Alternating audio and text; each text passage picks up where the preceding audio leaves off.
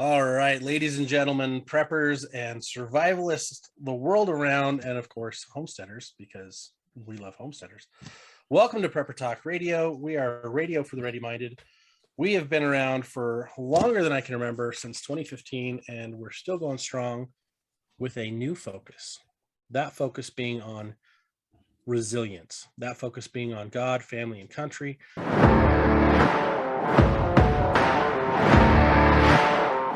And today we're super excited because we have one of my TikTok friends. I know TikTok, some of you listening are like, TikTok, what a waste of time. And I'm like, oh my gosh, some of the best information I found has been because of little rabbit holes on TikTok.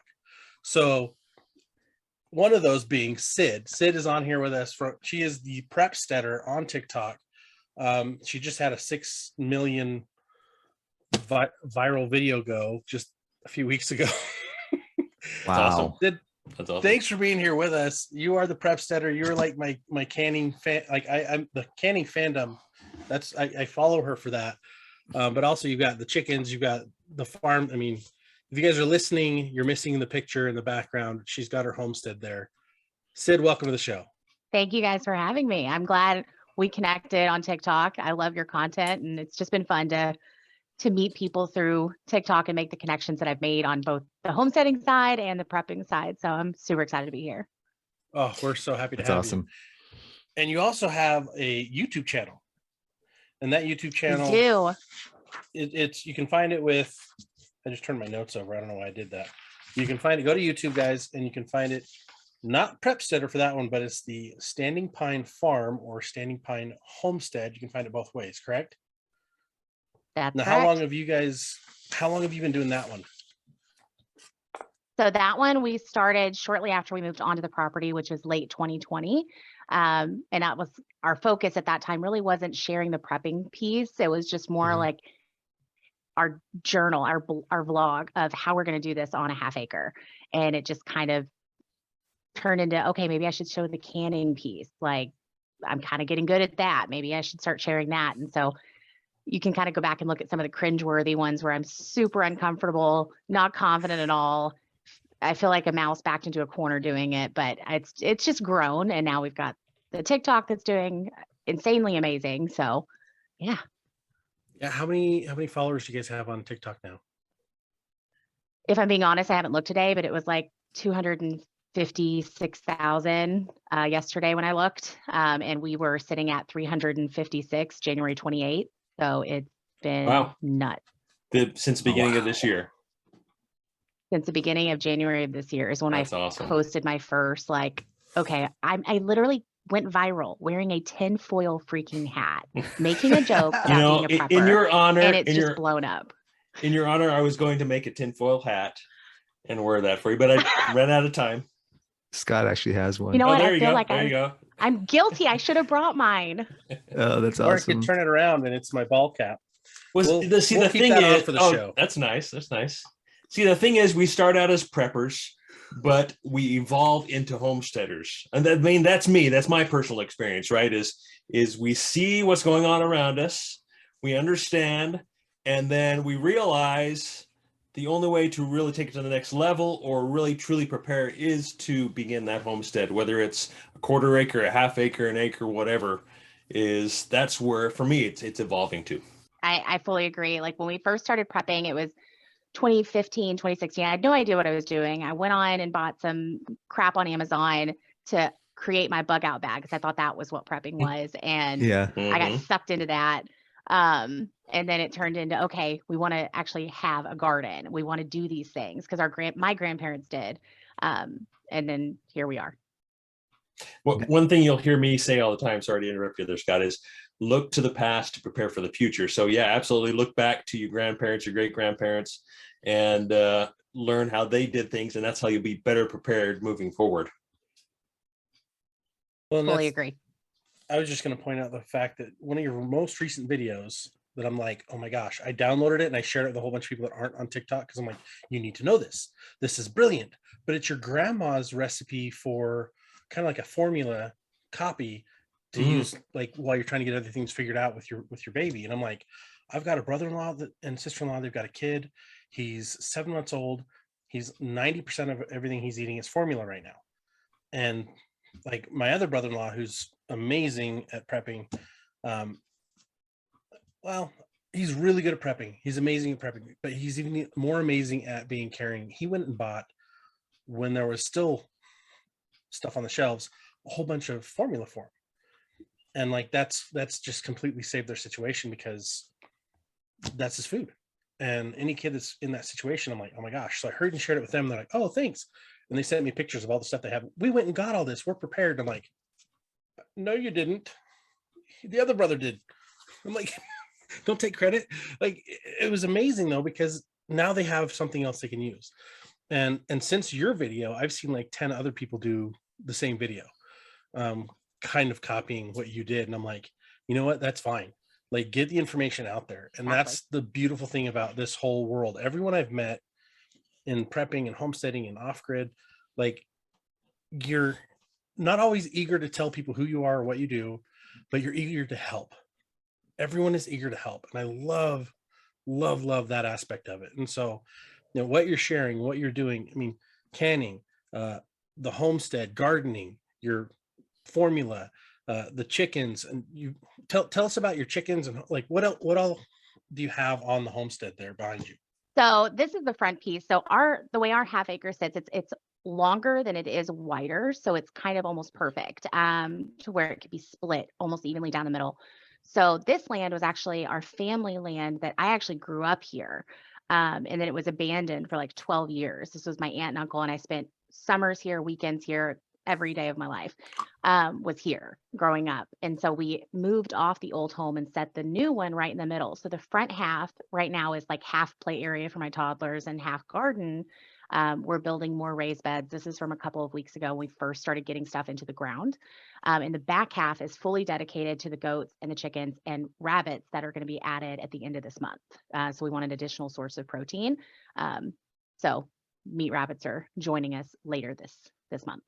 Now, do you have like a breeding plan set up? Like, do you know like how crazy it can go fast? Like, so yes, that's why we're only starting with a doe and a buck on the rabbit side. And then as far as goats are concerned, we only have does, and we're going to service out a friend of mine that lives about 40 miles away from me. And we're going to service out her buck for breeding, because I want it completely controlled, especially on such a small piece. It's so easy to get overwhelmed. So when it comes to animals, you know, I grew up where I had one grandfather that was my married and grandfather that had cattle. And then on my other side, my aunt's father-in-law cattle. So we grew up with homegrown beef. And so we kind of understood that life comes full circle with animals. And so we're going to teach our daughters the same thing. It's going to be very difficult because, you know, we processed our roosters this year for the first time, and it's difficult because you raise them from babies, and these are ones that I hatched myself. I never want it to go away, but there's an emotional piece that you can't quite let go of. You know, it's part of you. You respect their life during the processing. So I want my daughters to appreciate and understand that, and I hope they grow with that. And if they decide they don't want to do this, that's fine. I just want them to understand that there's a purpose. And so that's, my husband and I had that goal in mind. So they'll get to name them. They just have to understand that Fluffy's not going to be with us forever. Cid, did you learn how to do that? Or were you taught, or where did you learn how to process animals like that? Because that's kind of scary. I'm just thinking to myself, I'd love to have rabbits and quail and chickens. And then I'm thinking to myself, wait a minute, if I have these for meat, I'm eventually going to have to, you know, wring their neck and pluck the feathers and chop off their, you know, I mean, I don't want to get into all the details necessarily, keep this PG, right? But, you know, how do you learn how to do that? What did you guys do on your property there to learn how to do that? So we are I wish I would have grabbed them before, but I have a ton of books right over here that we bought because we knew this is what we were going to do. And they just kind of sat around until we were ready for it. We watch YouTube, but we also like to have paper, tangible information and material that we can have on hand. So it's all self-taught, unfortunately. Mistakes were made with our first one and did not actually get to put him in the freezer because we hit one of the bile ducts, I think, and we had bile going everywhere. So it was tainted meat. Learning process. We've only at this point processed chickens or roosters, but it's self-taught. And my husband, he was the first one. I could not do it the first one, but yeah, self-taught. Could you give us a Yeah. list of Trial those and books in case we could share those books with everybody? Do you have maybe Yeah, I've take a got it. picture I and do. send it to us? Yeah, I have a Yeah. ton. And I also, this was another video that went pretty big. I showed my emergency binder, which is not an emergency binder. It's my reference material Yep. that Mhm. I've taken out of Self-Reliance magazine. I've printed stuff off of CDC websites, just printed material so that I had it. And so everyone's like clamoring for me to put this thing together. I don't feel right selling it because I got all this information for free. So I'm Mhm. trying to figure out how to get this information to them in bulk. So that's something coming down the line. One of the cool things is you can scan a lot of it and load it up to like Google Docs and then share that Yeah. link on your. That's what we do with our content. Like every time I create another document or get another thing, like Paris was at an expo just about a month ago almost, and got some pet literature, and we're like, oh, add it, it's free. It's like add it to the list so people have. What do I do for my pet? I'm bugging out with a parakeet. Like what do I do with my cat? Whatever it is, and obviously if you have a parrot or an African macaw that likes to talk a lot, don't tell them how to get to your bug out location, because that's an easy bird to trip Fill the up beans. right? It's like, we're gonna cook you unless you tell us where they're going. Wyoming, like, yeah, no. But I can totally relate going back on processing for the first time. Like, first time I processed chicken, I was so scared. I was like freaking out.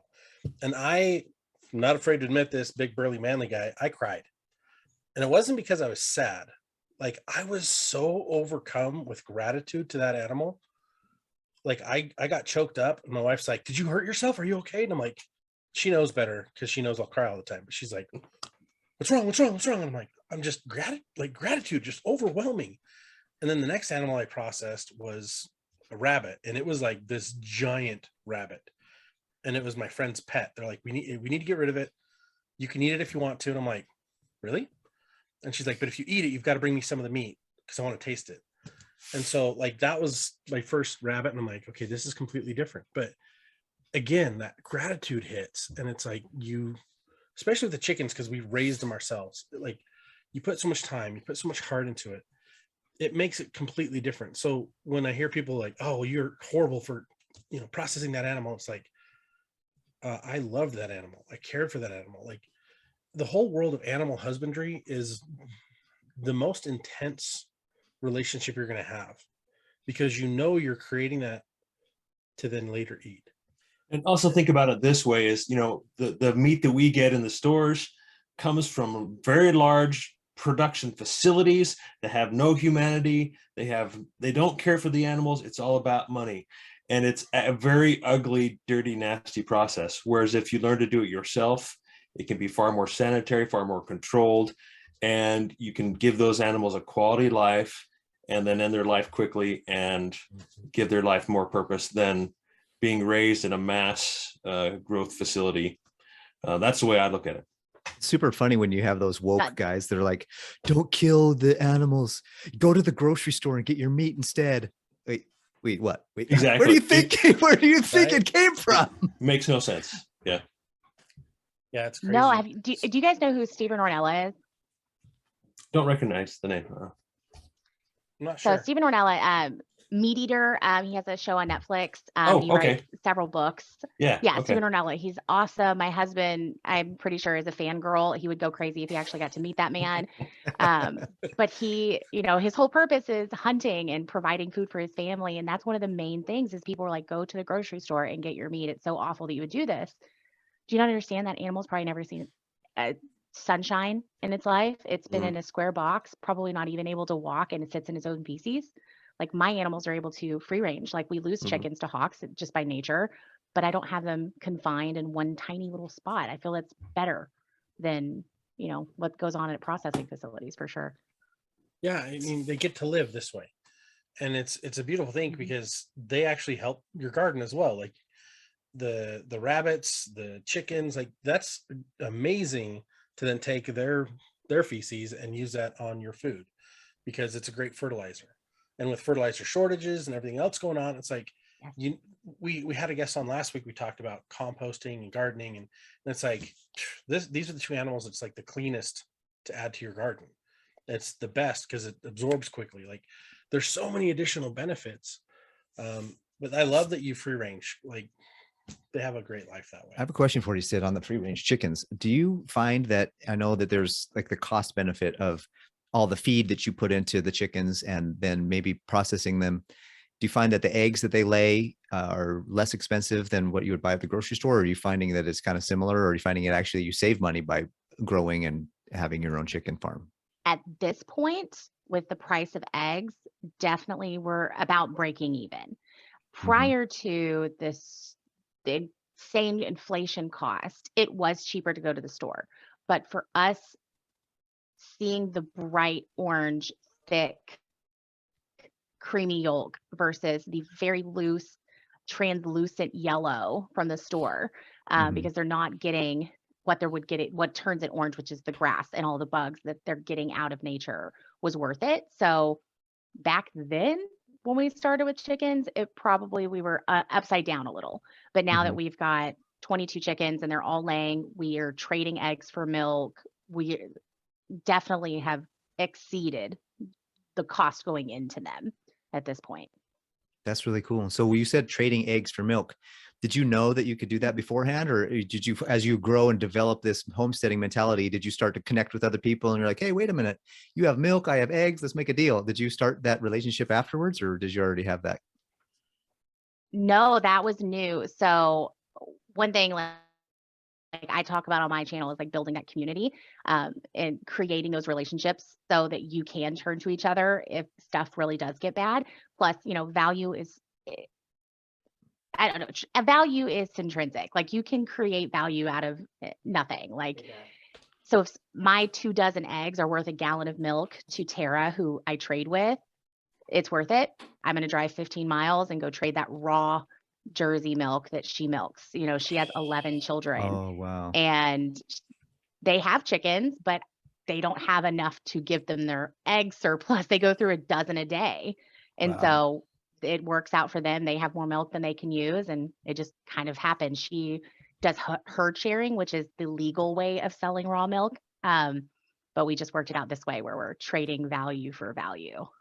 That's and so raw cool. milk is so good. Like, I don't know if anyone else has had it. Shane, have you had it?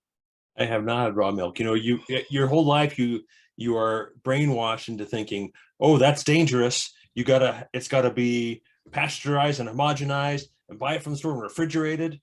Not true. I mean, it's so many lives you've been taught our entire life, and this is definitely eye-opening.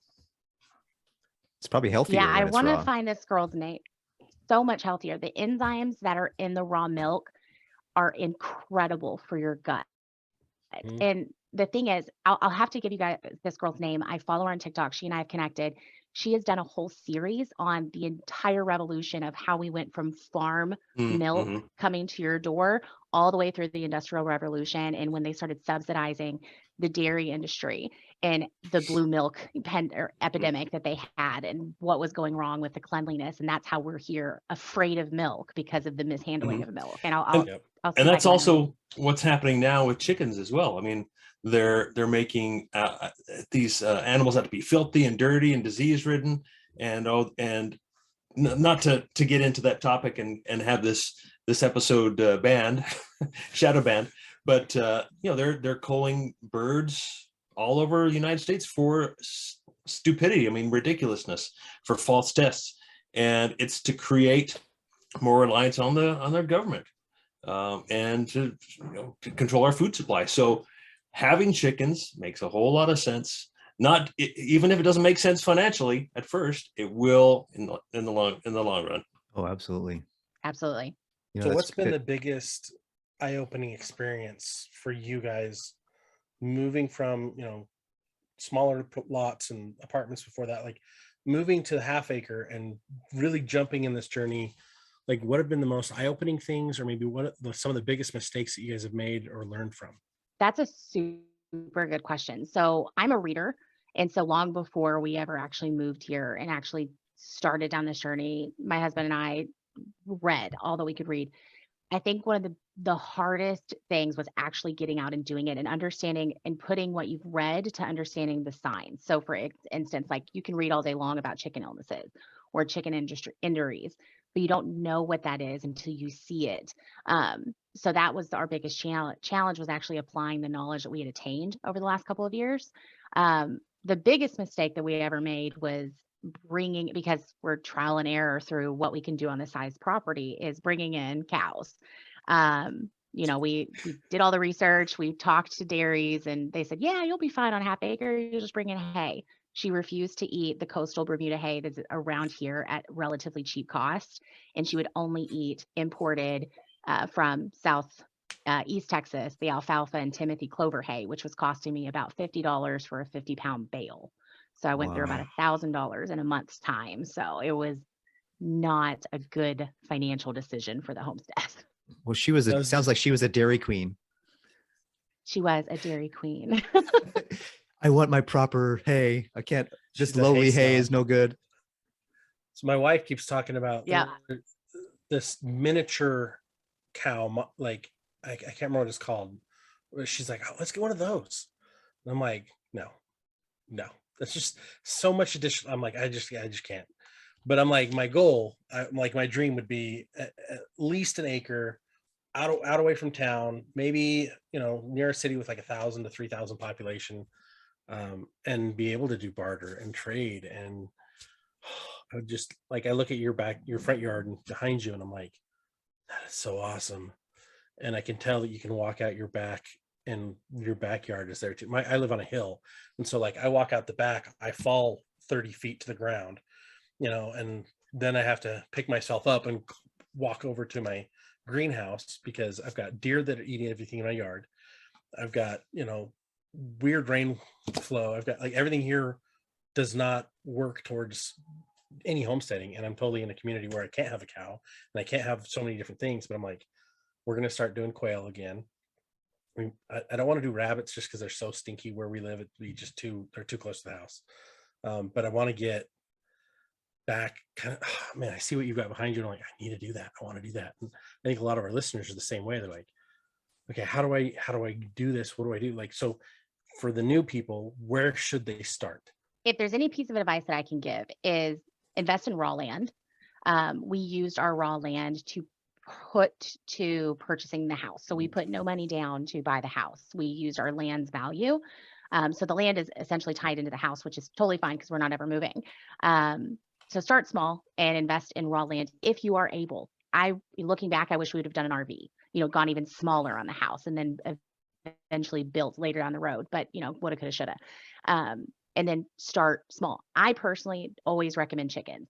Chickens are relatively easy to care for if you get the right breeds. If you don't go with something like a Cornish game hen that, has a lot of health issues and their life is super, super fast. If you get a good heritage breed to start with, you'll learn so much about patience, how to tend to animals, look for illnesses. You'll create that relationship with animal, like you said, animal husbandry. That's where I would recommend starting, is something manageable. That's my biggest piece of advice. And if you're not in a situation where you can get land right now, do what we did when we were in an apartment. We grew tomatoes on our apartment patio in 5-gallon buckets from Lowe's that we spent $3 on. So do what you can. Yeah. Awesome. That's cool. So what do you find that your homestead pretty much takes care of everything you need? Do you have to go, can you grow all the things that you want or you need on your land? So we could, this amount of land could give us 100% of our food if we just ate seasonally. Right now, it's not possible because we have reserved part of our land for our children to play in. Once they're older, this whole front yard is going to be a food forest. Like there's not even going to be a speck of grass. It's going to be all fruit trees. We actually just planted 6 of them. So eventually, yes, right now, I would say we're able to produce about 60 to 70% of our protein between the eggs and the meat, and then about 30 to 40% of the vegetables. So we still will have to outsource in our current situation. That's really cool. And what was your original motivation? I know that you said you heard about prepping, but what was your original motivation to kind of live this lifestyle? Honestly, it was coercion. My husband, he did it all. I met him and he had this just dream of living in the middle of nowhere with his house. And I was like in the middle of Dallas. That's when we met when I was 22, barely able to drink at that point. And I was like, no, you're never getting me out of an apartment. This is too easy.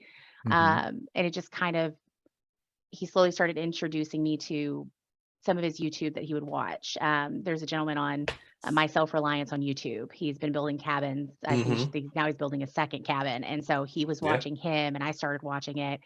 Then I kind of stumbled on Homesteading family. I was like, okay, I kind of like this. I'm kind of in the prepping thing. I've got my go bag. I'm an expert at prepping now, maybe, you know? So kind of how it started. That's kind of cool. So you're awesome. You're like the city girl that was turned prepper homesteader. You know, that's pretty cool. Yeah. So does he have I like grew up a in nice a rural suburban area? Does he have like a nice drawl accent? Does it get like does he have like a country boy like drawl that kind of helped lure you to the woods, or like is he a city boy too that just turned to the mountains or turned to the I don't know if it draws you in. I make fun of it when I hear it, when it really comes out nice and thick. But yes, he's got his drawl when he's not thinking about it. That's awesome.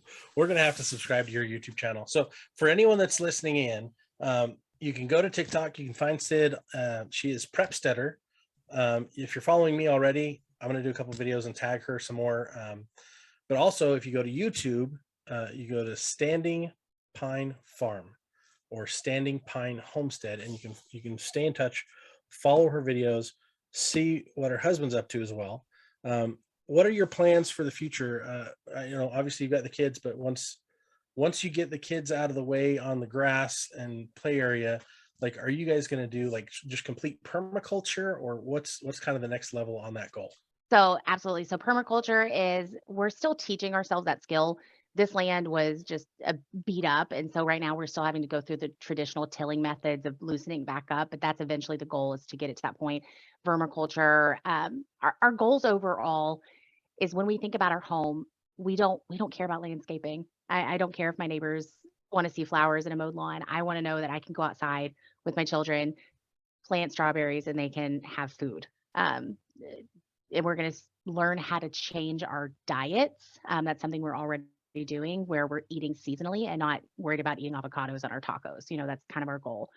As far as animals are concerned, we're trialing an area, but I think the three that we're going to stick with are the dairy goats, the rabbits, and the chickens. And anything that can outrun me is not welcome here. So quail, I won't be doing quail. So I'll let you keep that.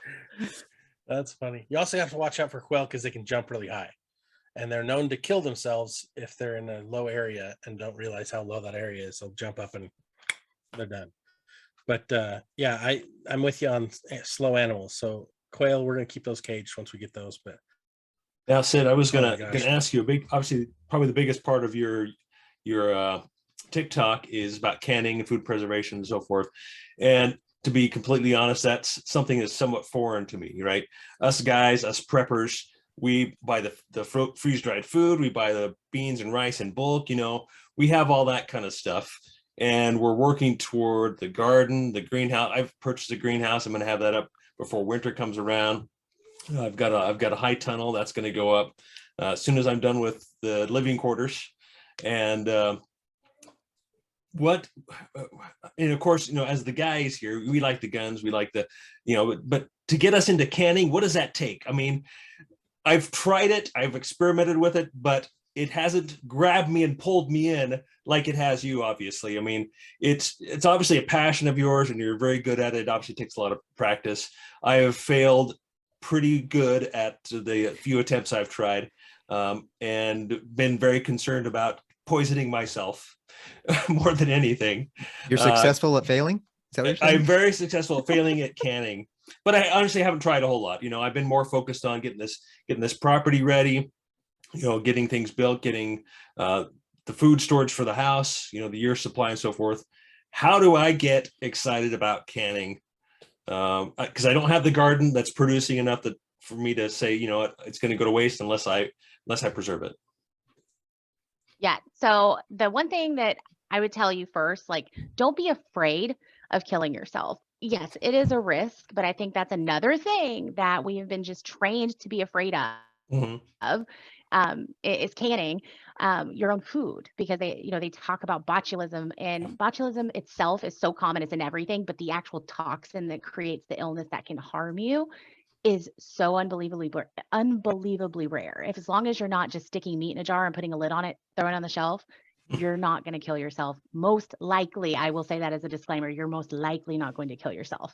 But to get motivated, do stuff that's fun. Like I have some turkey meatballs and marinara on my shelf. I have chili on my shelf, venison, and just get creative and have things that you can just pull off your shelf when you're just not in the mood to cook, and you can have a delicious meal. That's what I would say. Just get motivated that way, and plus save money. You can can up so many beans and cost yourself 10 cents a jar versus 70 to $1, 70 cents to $1. It's right. Go to your farmer's market, grab those vegetables and can them yourself and set them up for the winter. Put them up for the winter. Do you have to buy an expensive beans? Just real quick, I went and bought beans last week, $1.60 per can. Wow. $1.60. $1.60 a can. So growing them, we've got beans growing in the garden. I was just going to say, where do you have to have a machine to can these things, or do you have something? What's the way to get started in canning? Is there, like, I went to at the expo we just had here, there was a lady there, they're selling a canning machine. It was a number 10 canning machine, and it was like $2,000 or $3,000 for that machine. Is that something that you have, or is that, how do we get started with material, like the equipment to actually can something? Like, what's the equipment that somebody would need? That's a fair question. So no, what she's talking about is like the huge cans that need a lot of pressure for what you do at home in jars. So if you ask someone that's been around or has had a grandma that did this back before the USDA and FDA guidelines came in to tell everybody how to do things, they did everything in a stock pot with a towel on the bottom and a lid on top. You don't need anything super special. That's what's called rebel canning. Now, I'm one of those people that I'm a rebel up to the meat part, where then I stick to my pressure canner pretty well on that end. But you can essentially can anything in a stock pot where it's completely covered in water with something keeping the jars off the bottom of the canner and a lid on. You can do that. If you want to get into pressure canning, you can find a pressure canner for about $170. Presto is a brand that I use, and they're relatively inexpensive. I love my Presto. There you go. So is canning different than jarring? Same thing. No, same thing. Oh, but when you say canning, that also means the glass jars with the things that's included in the whole canning. You know, when you say canning, it's all in there.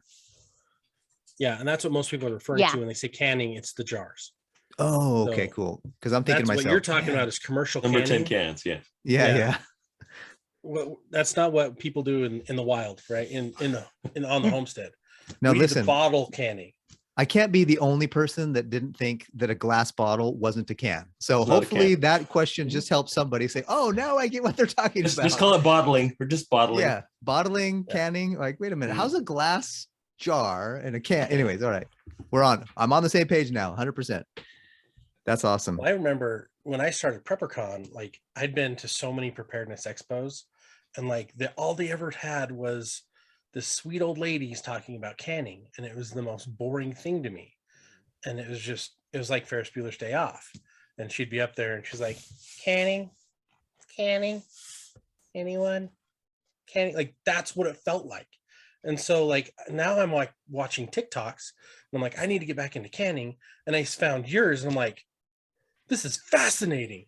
And it's not canning. It's like, okay, guys, here's what we need to do. We're going to can stewed tomatoes today. And this is how we do it. Okay, guys, we're going to make venison, and here's how we're going to can venison. We're going to make cake. Pressure canner. And I'm like, and you've got such a soothing voice, and you're so kind and you're so helpful about it. I'm like, why didn't we put this at PrepperCon? Like now I'm like shooting myself. Like we should have had more canning. It was just, we had the wrong teachers.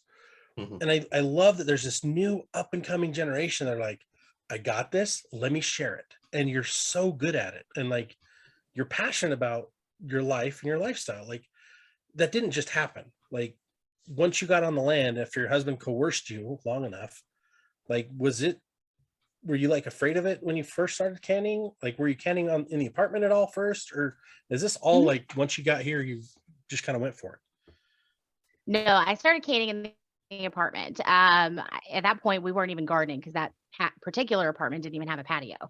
So I started, my very first thing was apple butter that I had cooked in the crock pot, and I had so much of it. So I was like, okay, I'm going to figure out how to do this with a stock pot. And so I did. I figured out how to do it that way. Bought my first water bath canner, who's still with me to this day. I won't retire her ever. And then my husband, I'd been wanting a pressure canner for so long. And we've been saving and saving and saving for our house, would not splurge and do it. And he surprised me for Christmas. And I think I cried.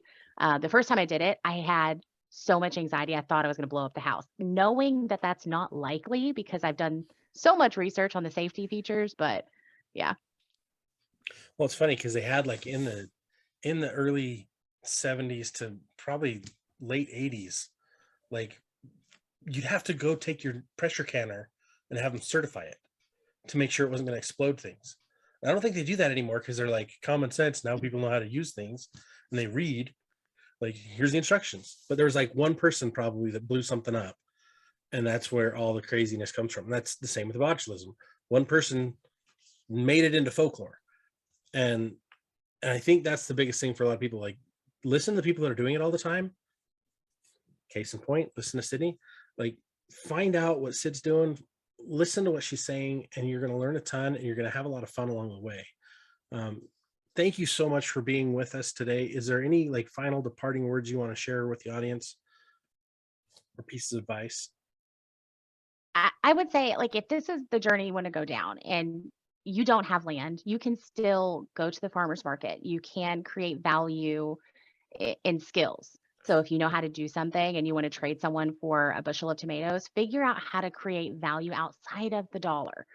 And that's one of my biggest pieces, and create community to where you can rely on each other. If you have a skill or a product that you can give to someone else for their skills or their products, absolutely do that. You don't have to do it 100%. You shouldn't do it 100%. You need your community there if things go bad. So that's one of my biggest goals as a homesteader, is to always have that community around me when things go bad. Awesome. Great advice.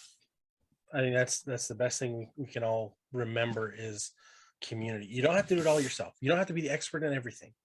You know, I love you can be a jack of all trades idea, but you need experts in different things. Like, I'm never going to be the EMT doctor. I'm not going to be this guy's performing surgery on all my friends, right?